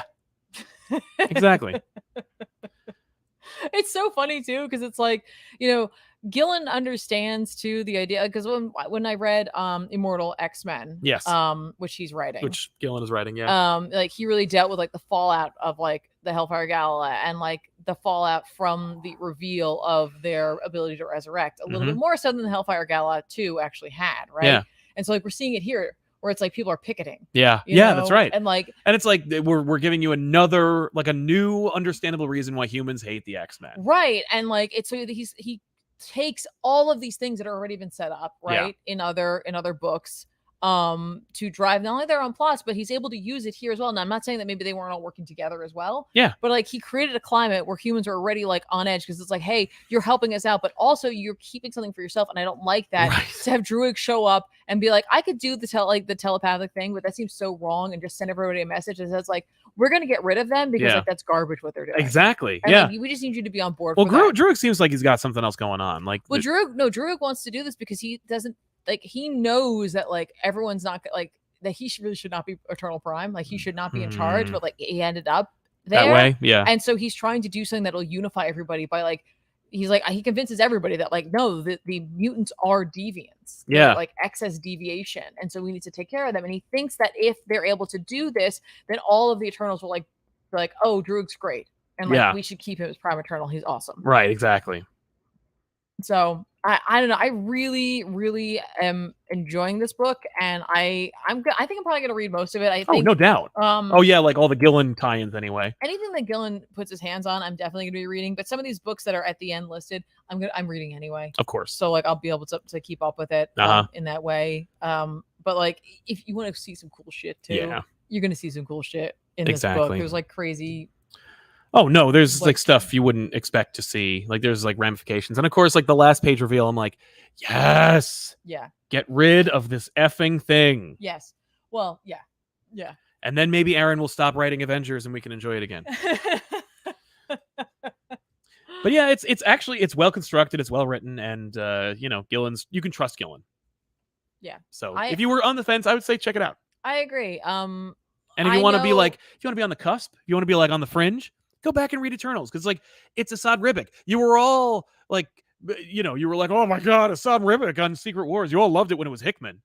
Yeah. Well, now it was Gillen and Ribic, and it's still great looking. I think what it is too is like Gillen doesn't always write the biggest, flashiest thing, right? So like, not everyone doesn't know his like quiet storytelling capabilities. He's been writing for a long time, it's right? True. Too. Yeah. So it's like you probably have read things by him. So the fact that he's writing an event, I just know the level of care that's going into it. Yeah. Like an ownership. Like he's committed to it. He's writing several of the books that are going into it. There's a huge amount of tie-ins that are involved with this, but he's writing quite a few of them. Yeah. So like he cares. And I think if a creator cares, it makes a difference. Oh, now, definitely. I also understand that people are tired of events. And this is definitely an event. And so I completely understand people not wanting to get on board for this. I totally get it. Oh, yeah. I'm just telling you that I am definitely going to read it because I happen to like this creator and I like his work and I like his prose, and I'm going to support that. Right. And like, if you want to be on board with what's happening in the Marvel universe, like this is what they do. Yeah. Like, but again, I totally get people being like, I just can't take another event. Yeah. You're on that. You're on that case with DC. I really am. But like, you know what helps here is that like, I don't think this is going to be like a crisis. Yeah. Yeah. Like this is just a story he wants to tell, because like Gillen has either helped to push things into place where like a lot of these people are at like kind of a weird boiling point. Yeah. And so like everything kind of has merged into this place where this event can occur. Right. And like, I don't know. Yeah. I'm down. I like Gillen's work and I hope he doesn't lead us astray here. Same. Mike Manhattan, anything from Image Comics you're looking forward to? They didn't announce anything at San Diego that I could care less about. And I didn't see any announcements from them. I'm sorry. Neil and Bradley, could the new Hickman book be Miracle Man? Yes, it could easily be Miracle Man. Oh. Because he is coming. So you never know. Ranabir Mitra, different topic. Is there a chance Batman the Imposter is going to be on back issues? Mattson Tomlin covered the psychological aspects quite well. I would not set your watch to that because I didn't read it and I don't plan on reading it anytime soon. So let's recommend some comics that are coming out this week that we think you should check out. I would highly recommend Detective Comics number 1062 because it's being written by Simon Spurrier and Ram V. What? With art by Raphael Albuquerque. Yes. And Danny. Are there 2 stories in this? I don't know. It's 40 pages, so I feel like yes. There's also debuting a new logo for Detective Comics, by the way. I like it. Yeah. I like it a lot. Well, that's the guy who does all the logos. All the logos you've seen over the last year. I dig that quite a bit. It has like a more of a literary feel. Yeah, it does. Well, the cover scheme itself is also quite lovely. I can't recommend Spider-Man 6. No. But I will go Cy Spurrier. Yeah, I know. Tiffany, you have a few books that that are Strange on this list. number 4 is coming out this week, so I'm gonna be picking that up. One Dark Night. Dark Night. Oh my gosh, I didn't even see it over there. Yes. Such a cool cover. Oh yeah, I met Jock too. What? He was quite lovely. I met him at a table one time. Yeah, there you go. It's the same exact kind of experience. Good. Okay, good. No. Written and drawn by Jock. Freaking love that book. Yep. Love that book so much. Hey, Gambit! I don't know. Like, I'm going to say, put this out. Gambit Sandwich number 1 me. is coming out. It's written by Chris Claremont. So it has nothing to do with what's going on. No, it is from the past. At least Mackey's not writing it. Right? But maybe it does. Maybe we'll tie it in. No. Maybe it's like, Gambit. Not, because I don't know. Who knows? I don't know. But Chris Claremont is going to be writing some Gambit. So I don't know. Go check that out. I think you might have a nice time with it. Maybe. I don't know. Yep. Ant-Man #1 is coming out. Yeah, and we out. have that. I should have read it. It's from Al Ewing. Yeah. With art by Tom Riley. These are the ones you've seen probably, like all these different Ant-Man costumes, like kind of like close up against like a stark color background. Yeah. So I'm gonna give it a try. Al Ewing doing Ant-Man. Why not? Let's see where that goes. Right. Sandman Universe Nightmare Country #4 is coming out. So it's written by James Tynion IV. Multiple Eisner Award. Yeah, twice winner Eisner Award. With art by Alessandro Estherin. Mm-hmm. I really like this series. Yeah, quite a bit. It's solid. It's a solid series. I know. Public Domain #2 is out from Chip Zdarsky. If you haven't read Public Domain #1, you should. It's a quick read, but it is worth it. It's a fun little story about like kind of like the human condition meets the comic book industry. It's about a dude who was like screwed out of the rights for a superhero who was adapted into major like motion pictures, and his miserable bastard of a son and his other brother and his brother who are trying to like live in that world where they're surrounded by like that character being shoved in their faces. If you have Comixology Unlimited, you should also read Barnstormers from Tula Lotay and Scott Snyder. It's a good book. Awesome. That came out like last week, but yes, still. Did. I'm just gonna throw this out there because I know some of you guys really like mech stuff. There it is. DC Mech. #1 of 6. 1 of 6 is coming out. I just want to throw it out there because we mentioned the Marvel one, like that was something like this sort of. But I also wanted to be like, it's coming out. It's written by Kenny Porter with art by Baldemar Rivas. Yeah, so there you go for you mech fans. Danny Warren Johnson colorist Mike Spicer's doing the colors, so it'll be pretty cool looking. Ooh, absolutely. Right. Also, there's another Magic Order. Yes. Out. 3. It's coming out. I don't even think I finished 2 yet. I fell off. I'm sorry, you guys. did. X-Men just overwhelmed everybody. Yeah, but like maybe I can kind of back off of that now. Yeah. I think a lot of people are going to back off it now. Yeah. But yeah. So also, if you like Bloodborne, there's a Bloodborne book coming out. The Lady of the Lanterns. Yeah. Well, I suppose you might remember to read that. We'll see. I won't necessarily, but I'm just saying, like, for people out there, like, sometimes people will want to know more about these. It's written by Cullen Bunn. Oh, good for him. That's a real comic book writer. Yeah. They're all real comic book writers. If you've written a comic book, you're a real comic book writer. But Cullen Bunn's a good writer. It doesn't get enough work, and we feel bad because he he's gets great. Quite a bit of work. It's just not always enough. The biggest work. I also want to say I heard that they are bringing out a new Gargoyles comic. Yes, I forgot to tell you about that. I Yeah, saw it on the Greg internet. Weisman is coming back to write it. Yeah. So and he isn't necessarily. There's like that one that came out from Marvel. Yeah. He doesn't think that's canon. Yeah. He says it's not. That's too bad because like we have that all. But I also love that like they're getting a comic. X-Men getting a freaking show. I can't. Keith David is like, I would like to play Goliath again. I'm like, Keith, I would like you to play Goliath again. Yeah. You should you should follow him on TikTok. He has only made one video, but it's still fun. Who, Keith? Yeah. It's just him doing all the voices he's done. I wish they would make a like Sonic-esque like CG movie with the Gargoyles. Get Keith back in. Get them all back. Get them all. That'd be great. I mean, you can't get Jonathan Frakes. No. Yeah, you can. If it was animated. If it was all CG? Yeah. I was thinking blend. Oh, yeah. Well, no. Well, then you get Jason Inman to play him. Oh. Yes. I know. Okay. I'm excited now. Yeah, W. Vang 0013, Marvel trademark Shang-Chi and the Wreckage of Time. That has to be one of the movies before Avengers 5 and 6, right? Also, where's Deadpool 3? I don't think we're going to see Deadpool 3 for a long time.